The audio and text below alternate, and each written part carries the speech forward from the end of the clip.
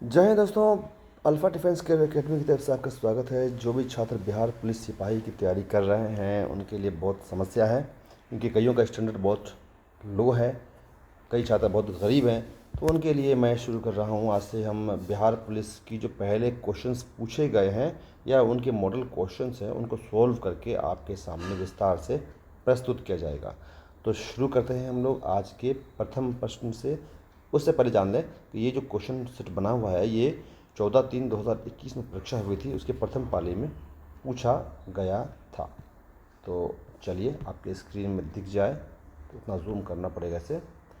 तो पहला क्वेश्चन जो है इंग्लिश से ही दिया गया है, और पहला क्वेश्चन इतना खतरनाक है कि आप डर जाइएगा।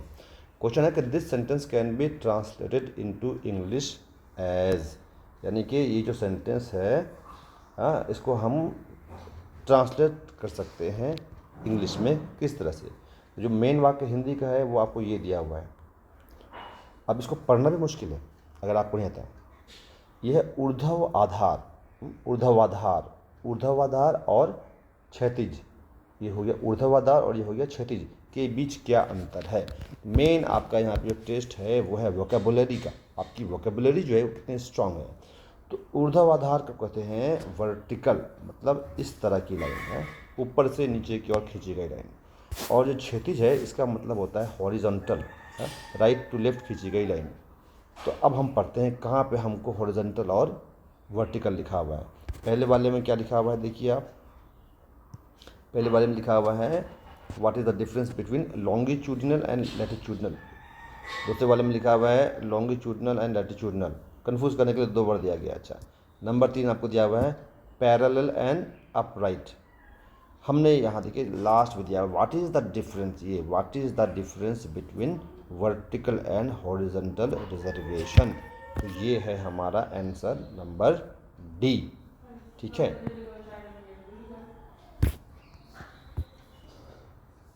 चलिए क्वेश्चन नंबर 2।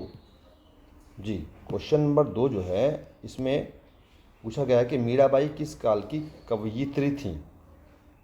कवयित्री का मतलब क्या होता है, जो कविता लिखती हैं या कविता को बोलती हैं, जो कविता की संरचना करती हैं। तो मीराबाई किस काल की कवयित्री थी। प्रथम ऑप्शन है आदिकाल, दूसरा है भक्ति काल, तीसरा है रीतिकाल और चौथा है आधुनिक काल। तो मीराबाई के पहले उनके बारे में जानना आवश्यक है। मीराबाई जो है वो 16वीं शताब्दी की थी, नंबर 1 पॉइंट। नंबर 2 वो कृष्ण भक्त थी। नंबर 3 वो कवयित्री थी। उन्होंने कृष्ण के ऊपर बहुत सारी कविताएं बना करके कविताओं का पठन किया है। कविताएं घूम घूम के वो सुनाती थी। उनके बारे में 1-2 बात और जान लीजिए कि उनके जो गुरु हैं वो रविदास जी महाराज थे। तो क्वेश्चन आ जाएगा मीराबाई के गुरु कौन थे। तो रविदास जी महाराज जो थे वो इनके गुरु थे। और मीराबाई जो हैं कहाँ जन्मी थी, वो राजस्थान में जन्मी थी। राजस्थान में एक ज़िला है पाली, उसमें एक गांव है कुड़की, है कुड़की। वहाँ पे वो 1498 में उनका जन्म हुआ था। और ये भक्ति काल की बहुत बड़ी कवयित्री थी। तो आपका जो आंसर है वो बी होगा, भक्ति काल। ठीक है, अब चलते हैं हम क्वेश्चन नंबर 3 की तरफ। क्वेश्चन नंबर 3 जो दिया हुआ है वो बोल रहा है आपको कि, एक मिनट, हाँ, क्वेश्चन नंबर 3 ये बोल रहा है कि of the given categories which scale of language registered does the given example fall into. यानी कि जो नीचे कैटेगरीज दी गई हैं, कौन सी कैटेगरीज दी गई हैं, ये ABCD, इसमें which scale of language registered does the given example fall into. ये जो नीचे एग्जाम्पल दिया हुआ है ये किस कैटेगरी में आता है। ठीक है, अब देखिए एग्जाम्पल क्या दिया हुआ है। एग्जाम्पल क्या है, would you all please go upstairs right away. मतलब कि किसी से, किसी ग्रुप, कोई ग्रुप है उनसे कोई बोल रहा है, एक आदमी बोल रहा है कि क्या आप लोग अभी के अभी ऊपर जाइएगा प्लीज़, है ना, वुड यू प्लीज़, क्या आप लोग जाना पसंद करेंगे, जाइएगा। बहुत रिक्वेस्ट से और बहुत ही सम्मान से बात हो रही है। तो इस तरह की जो लैंग्वेज है उसको बोलते हैं फॉर्मल लैंग्वेज, जो ऑफिस में या राइटिंग में इस्तेमाल होता है, जिसमें ग्रामर का, शब्दों का बहुत ही रिस्पेक्ट के साथ, बहुत ही आदर के साथ इसमें selection of words and grammars होता है। ये हो गया आपको फॉर्मल ग्रामर में, ठीक है।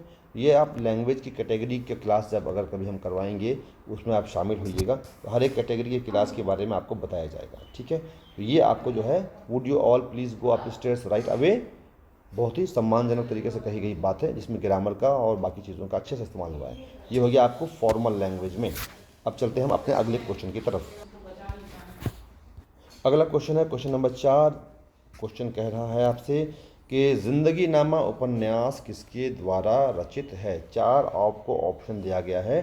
ए है कृष्ण कुमार सोबती, दूसरा है फणीश्वर नाथ रेणु, तीसरा है शिव पूजन सहाय, चौथा है कृष्ण कुमार। अगर गौर से देखिए तो 2 कृष्ण हैं, इसका मतलब इन दोनों में से ही कोई एक होगा। तो इसका जो आंसर है वो है कि ज़िंदगी नामा उपन्यास कृष्णा सोबती नंबर ए इनके द्वारा लिखा गया उपन्यास है। अब थोड़ा सा इनके बारे में और जान लेते हैं, कृष्णा सोबती के बारे में, क्योंकि इनसे संबंधित और भी क्वेश्चन अगर आपको आ गया तो आप कैसे जवाब दीजिएगा।